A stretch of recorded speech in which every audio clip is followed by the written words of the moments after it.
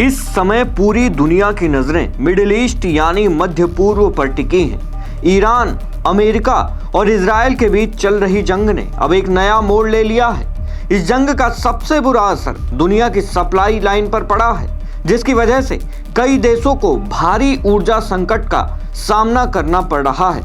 इसी बीच न्यूयॉर्क में मौजूद ईरानी दूतावास की तरफ से एक बहुत बड़ा बयान सामने आया है, जिसने सबको हैरान कर दिया है। सोशल मीडिया प्लेटफॉर्म एक्स पर एक पोस्ट करते हुए ईरानी दूतावास ने स्ट्रेट ऑफ हॉर्मुज को लेकर अपनी नई नीति की घोषणा की है।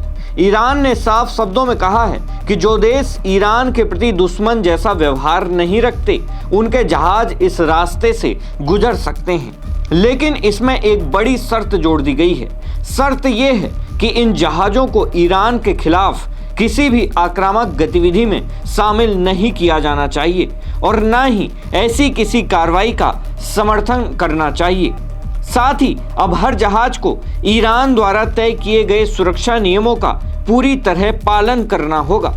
आपको बता दें कि ईरान ने यह कदम तब उठाया है जब वो अमेरिका और इजराइल पर लगातार सैन्य आक्रामकता का आरोप लगा रहा है। स्ट्रेट ऑफ हॉर्मुज ओमान और ईरान के बीच स्थित है। यह एक संकरा समुद्री रास्ता है जो फारस की खाड़ी को ओमान की खाड़ी और अरब सागर से जोड़ता है।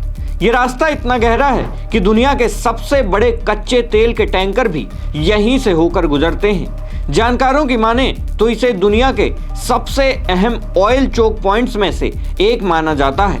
अगर यहाँ ट्रैफिक रुकता है तो पूरी दुनिया की अर्थव्यवस्था चरमरा सकती है। इसी बीच वॉशिंगटन से एक बहुत बड़ा बयान आता है। डोनाल्ड ट्रंप ने दावा किया है कि अमेरिका ने यह युद्ध जीत लिया है।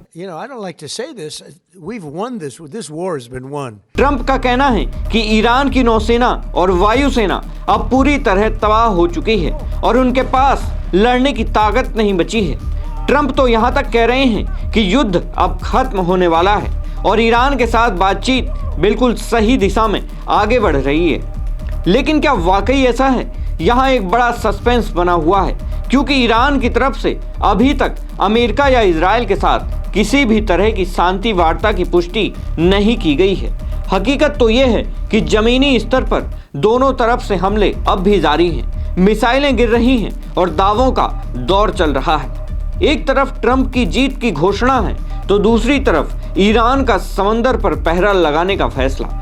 ये विरोधाभास बता रहा है कि पर्दे के पीछे की कहानी कुछ और ही है। ईरान ने जिस तरह हॉर्मुज पर अपनी पकड़ मजबूत करने की कोशिश की है, उससे यह संकेत मिलता है कि वो आसानी से झुकने वाला नहीं है। वो दुनिया को यह दिखाना चाहता है कि समंदर की चाबी अभी भी उसके पास है। अगर अमेरिका दबाव बढ़ाता है तो ईरान तेल की सप्लाई रोककर पूरी दुनिया में हाहाकार मचा सकता है।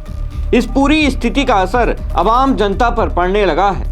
अंतर्राष्ट्रीय बाजार में कच्चे तेल की कीमतें ऊपर नीचे हो रही हैं। लोगों में डर है कि अगर ये तनाव और बढ़ा तो पेट्रोल और डीजल के दाम आसमान छूने लगेंगे।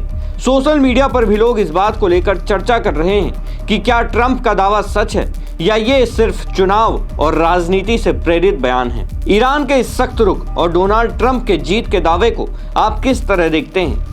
क्या आपको लगता है कि ईरान वाकई बातचीत की मेज पर आने वाला है या फिर ये आने वाले किसी बड़े तूफान की आहट है? आपकी क्या राय है?